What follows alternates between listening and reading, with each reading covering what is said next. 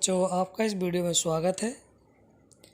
आपको जो पहला पाठ था हमारा खेल एवं स्वास्थ्य का, उसका वीडियो आपको भेजा गया था। शारीरिक शिक्षा पाठ 1 था। प्रश्न उत्तर भी आपको भेज दिए गए थे और मुझे आशा है कि आप सभी प्रश्नोत्तर याद कर रहे होंगे या कर लिए होंगे और पाठ अच्छे से पढ़ रहे होंगे। आज आप देखेंगे पाठ 2 हमारा स्वास्थ्य। तो ऊपर से देखेंगे, आज स्कूल में डॉक्टर आई थी। विद्यालय में बच्चों के साथ साथ उनके माता पिता को भी बुलाया गया था। सभी बच्चों के स्वास्थ्य की जांच हो रही थी। बच्चों की बारी बारी से जांच करते हुए डॉक्टर कुछ स्वास्थ्य संबंधी बातें बताती जा रही थी, जैसे समय नंबर 1 है, समय से खाना खाकर सो जाया करो। ये डॉक्टर बता रही हैं बच्चों को। खाने से पहले साबुन से हाथ धोया करो। दूषित जल मत पिया करो। दूषित मीन्स होता है गंदा जल। सुबह सुबह टहलने जाया करो। योगाभ्यास किया करो। नित्य स्नान किया करो। रोज नहाया करो। सुमित ने कहा, इनकी बातें कौन सुने। आप कई बच्चे ऐसे होते हैं कि अच्छी बात बताते सुनते नहीं, तो सुमित ने कहा, अरे इनकी बातें कौन सुनता है, तो सब बेकार की बातें हैं। कुछ देर पश्चात समूह में बैठी मीता ने डॉक्टर से पूछा, डॉक्टर जी, ऐसी कोई दवाई बताए जिससे मेरी बिटिया शिवानी भी मोटी हो जाए। डॉक्टर अचंभित रह गई। लेडी डॉक्टर थी। फिर उन्होंने सभी बच्चों से एक साथ पूछा, क्या मोटा होना ही स्वस्थ है। डॉक्टर नहीं है, उन्होंने लेडी डॉक्टर ने पूछा।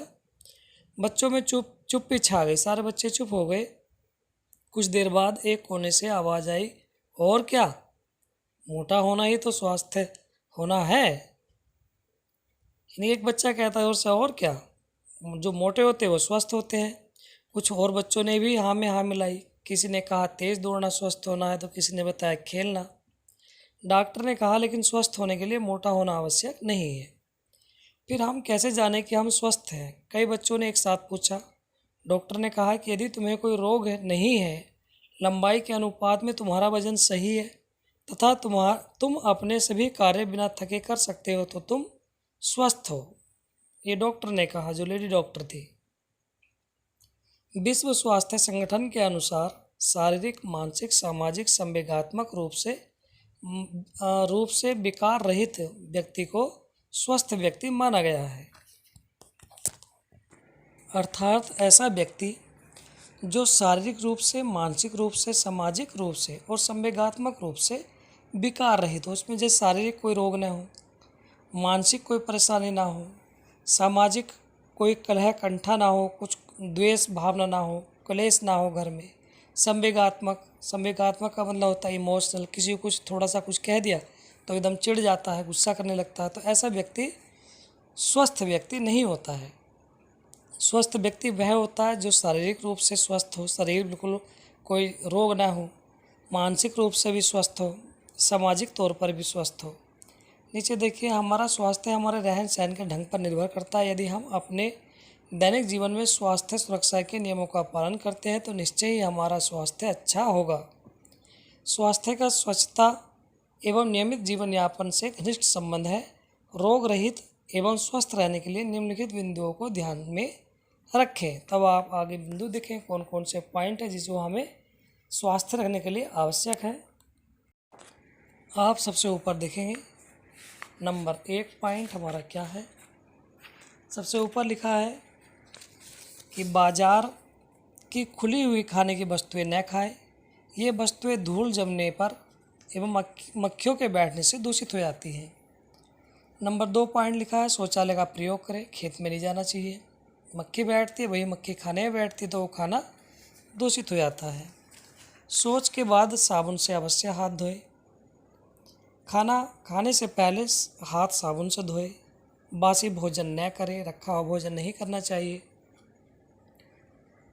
आगे पॉइंट है, गंदे स्थानों पर नंगे पैर नहीं घूमना चाहिए। इससे सूक्ष्म रोगाणु शरीर में प्रवेश करके रोग पैदा कर देते हैं। बहुत छोटे छोटे से सूक्ष्म जीव होते हैं जो शरीर में प्रवेश कर जाते हैं।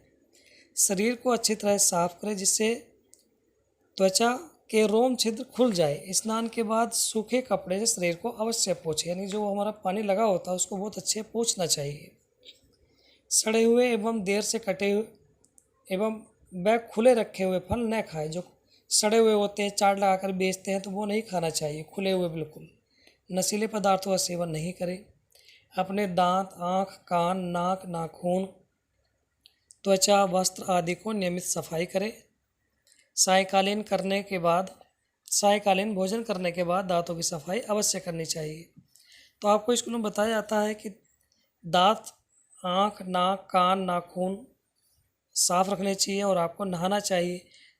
साफ कपड़े पहने चाहिए। इससे मतलब नहीं कि हमारे पास 10 जोड़ी कपड़े हों, 2 जोड़ी कपड़े हों, लेकिन वो साफ सुथरे होने चाहिए। आगे पॉइंट लिखा है, घर एवं आसपास की नियमित सफाई करें। विद्यालय में खेल के मैदान को भी साफ सुथरा रखें। विद्यालय के चारों ओर। अब अगला पॉइंट आप देखें, प्रतिदिन शारीरिक व्यायाम करें, जैसे खेलना, दौड़ना, तैरना, योगासन, प्राणायाम आदि। विद्यालय के चारों ओर एवं घर के आसपास पेड़ पौधे लगाएं, जिससे वहाँ वातावरण स्वास्थ्यवर्धक हो सके, यानी वहाँ स्वच्छ हवा रहेगी तो हमारा स्वास्थ्य भी सही रहेगा। स्वास्थ्य संबंधी कुछ भ्रांतियाँ हैं, जो डाउट रहते हैं, संदेह रहता है, यह सोचना गलत है कि जैसे कुछ कहते हैं कि मोटा होना अच्छे स्वास्थ्य का सूचक है, तो ये सही नहीं है। अच्छे स्वास्थ्य के लिए महंगे फल खाना जरूरी है, ये भी सही नहीं है। ऐसा नहीं कि जो महंगे फल खाएगा वही स्वस्थ रहेगा। पोलियो ड्रॉप पीने से बुखार आ जाता है, तो ये भी हमें नहीं डालना चाहिए दिमाग में कि ऐसा नहीं, हमें पोलियो ड्रॉप नहीं लगवाना चाहिए छोटे बच्चों को। लड़कियों को खेल कूद में भाग नहीं लेना चाहिए। सफ़ेद दाग के रोगी के पास नहीं बैठना चाहिए। चेचक निकलने पर झाड़ फूँक कराना चाहिए। तो ये सब चीज़ों से हमें दूर रहना चाहिए, ऐसा नहीं करना चाहिए। दैनिक जीवन में स्वास्थ्य को प्रभावित करने वाली ऐसी ही अनेक गलत धारणाएं हमारे समाज में विद्यमान है। इनके चक्कर में पड़कर कई बार लोग छोटे मोटे रोगों को और अधिक बढ़ा लेते हैं। अब आप जानेंगे ऐसा क्या करें और क्या ना करें, आगे देख लेंगे आप। अब आप यहाँ ध्यान से लेंगे हमें क्या करना चाहिए और क्या नहीं करना चाहिए। स्वस्थ जीवन के लिए सबसे ऊपर देखें, नंबर 1, स्वस्थ जीवन के लिए आवश्यक है कि हम रूढ़ियों को न माने, रोगों को दूर करने के लिए डॉक्टर की सलाह लें। नंबर 2 पॉइंट देखिए, पोलियो जैसी खतरनाक बीमारी को समूल नष्ट करने के लिए समय समय पर बच्चों को पोलियो की खुराक निश्चित रूप से पिलवाएं। उसके आगे नंबर 3 है, मानसिक रोगों से बचाव के लिए झाड़ फूँक के चक्कर में न पड़कर मानसिक चिकित्सक के पास इलाज कराना चाहिए। नंबर 4 पॉइंट है, शारीरिक और मानसिक विकास के लिए लड़के लड़कियों को समान रूप से खेलों में भाग लेना चाहिए तथा योगासन और प्राणायाम भी करना चाहिए। कृमि संक्रमण, जो कीड़े हो जाते हैं पेट में, एवं एनीमिया से बच्चों का शारीरिक एवं बौद्धिक विकास प्रभावित होता है। जिस बच्चों के पेट में कीड़े होते हैं, एनीमिया हो जाता है, खून की कमी हो जाती है, तो उनका शारीरिक और बुद्धि का विकास अच्छे से नहीं होता है। कृमि नियंत्रण के लिए एल्बेंडाजोल की दवा दी जाती है, आपको स्कूल में हर साल दी जाती है दवाई। कृमि नियंत्रण की दवाई खाने के साथ साथ कृमि संक्रमण को रोकने के लिए नाखून छोटे रखें, हमेशा साफ पानी पिए, सब्जियों एवं फलों को साफ पानी से धोएं। खुले में शौच नहीं करना चाहिए एवं पैरों में जूते व चप्पल अवश्य पहनें। आप नीचे देखेंगे प्रश्न लिखे हुए हैं, 5 प्रश्न हैं। सबसे पहला प्रश्न है, अच्छे स्वास्थ्य के लक्षण क्या है? तो आपको पढ़ाया था, अच्छे स्वास्थ्य के लिए शारीरिक रूप से स्वस्थ होना चाहिए, मानसिक रूप से स्वस्थ होना चाहिए, सामाजिक रूप से स्वस्थ होना चाहिए और संवेगात्मक रूप से भी हमें स्वस्थ होना चाहिए, तभी हम स्वस्थ कहलाएंगे। नंबर 2 है, बाजार की खुली हुई वस्तुओं खाने से हमारे शरीर पर क्या प्रभाव पड़ता है? तो इससे क्या होता है, हम बीमार पड़ जाते हैं, अनेक बीमारी हो जाती है।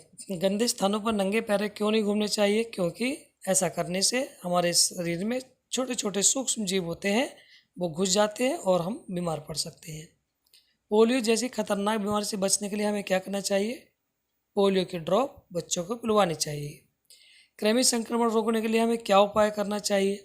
सबसे पहली बात तो कि हमें नाखून छोटे रखने चाहिए, नाखून साफ रखने चाहिए, गंदा पानी नहीं पीना चाहिए और एल्बेंडाजोल की गोली वर्ष में 1 बार अवश्य लेनी चाहिए। तो आप सभी बच्चे इनके जो पाठ पढ़ाया है इसका प्रश्न उत्तर भेज रहे हैं। इन प्रश्नोत्तर को अपनी कॉपी लिखेंगे और याद करेंगे। धन्यवाद।